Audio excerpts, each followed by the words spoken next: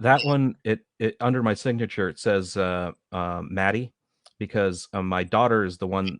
She was, I want to say, 8 years old at the time. She's the one that designed the alien the Ninth Doctor is holding. I said, design me a cute alien.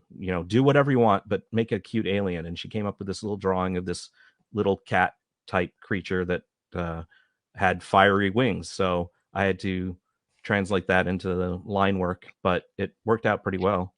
And my editor was like, "Oh, that's a cool alien." I said, "Yeah, no, my daughter drew that." So, So what is that like? Do you even sort of sneak that in a little bit?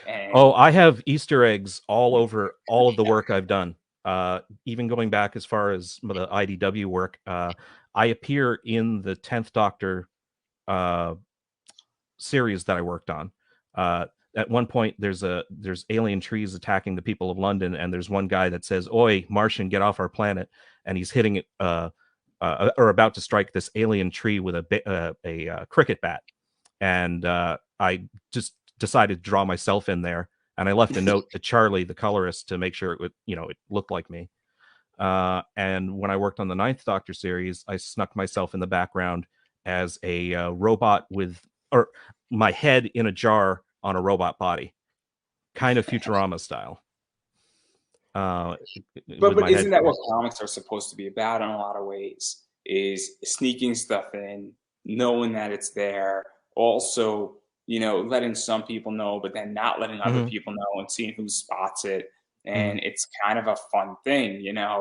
Obviously, if I ever write a book, I'm going to be dropping a bunch of Easter eggs in there because I think it's fun. And I think that it becomes, saying, oh, what is this a reference to? And whether it goes somewhere, whether it doesn't, I think that's supposed to be fun. And obviously, it's Doctor Who as well. And I think that's the other thing is there's supposed to be stuff like that. And I feel like a Doctor Who book. It's also just a way to pass the time. I mean, when you're working on backgrounds, it can get really dry if you're just drawing the desert or what have you, for panel after panel.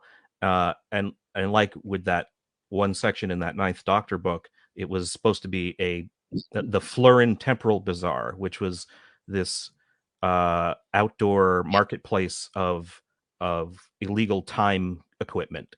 And so my writer at the time, Kevin Scott, had a bunch of things he wanted me to sneak in there, and then I snuck in things in the background and added words and hidden references to my own. Like I had a reference to a Star Wars fan comic that I drew in high school, and I named a character in that Granix, and so I snuck his name into the Ninth Doctor comic as like Granix and Company, selling temporal weapons.